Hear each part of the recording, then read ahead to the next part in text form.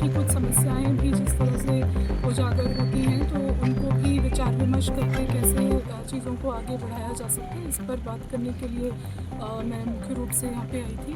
और आज से लेकर कल तक में विभिन्न स्टेक होल्डर्स के साथ जो विचार विमर्श होगा उसको लेकर फिर हम आगे कामों को बढ़ाएंगे। तो देखिए, सेफ्टी पैरामाउंट है, इसमें कोई डाउट नहीं है।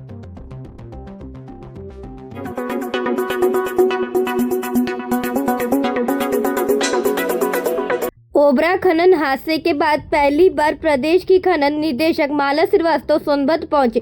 15 नवंबर को बिल्ली मारकुंडी क्षेत्र के कृष्णा माइनिंग खदान में हुए हादसे में 7 मजदूरों की मौत के बाद 37 पत्थर खदानों पर रोक लगा दी गई थी, जिससे पूरे जिले का खनन काम ठप हो गया है।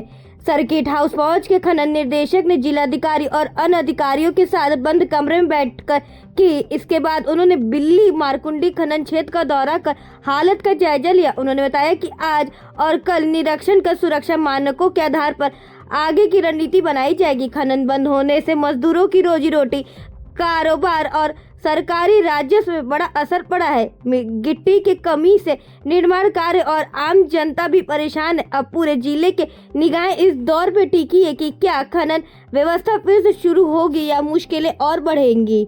आपका यहाँ पे कार्यक्रम रहा, क्या दिखा आपको? अभी हम थोड़ा क्षेत्र आज देखा है, कुछ और भी चीज़ें आज और कल में देखेंगे। और हम लोगों का 2-3 प्रयास हैं कि इस क्षेत्र के विकास के लिए, विभागीय कार्यों को आगे बढ़ाने के लिए क्या रणनीति आगे के लिए रखनी है, क्योंकि यहाँ पे ये संपदा संपन्न क्षेत्र है और उसी के साथ यहाँ का विकास भी जुड़ा हुआ है।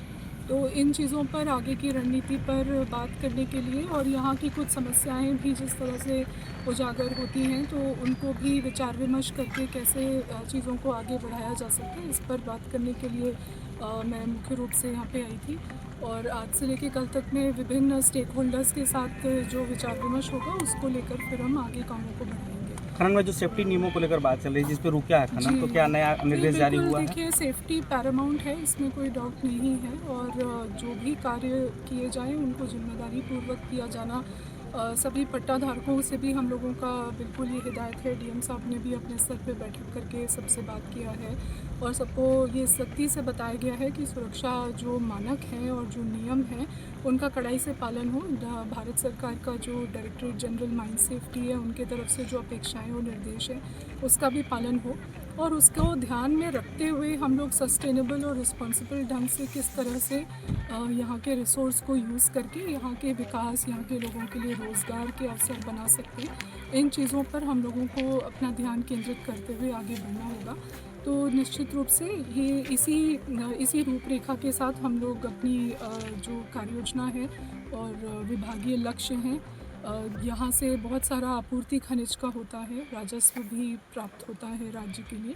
तो इन चीज़ों को हम लोग एक अच्छी दिशा के साथ और एक जिम्मेदारी के साथ, जैसा कि आप भी सुन रहे थे अभी, तो जो स्टेक होल्डर्स की मंशा है और प्रशासन के प्रयास लगातार जारी हैं, तो इन चीज़ों पर बात करेंगे। अभी यहाँ काफ़ी अधिकारियों को नया भी टीम है, तो इनको नई ऊर्जा के साथ एक अच्छे तरीके से काम करने के लिए कहा गया। मैम, लाइफ लाइन कब तक शुरू हो जाएगी? बस ये जो लाइफ लाइन बंद है अभी हम खनन, थोड़ा सा और बात कर लेंगे, कल तक हम लोग इन चीज़ों को और अच्छे से देख लेते हैं। अभी तो बस शुरुआत किया है हम लोग।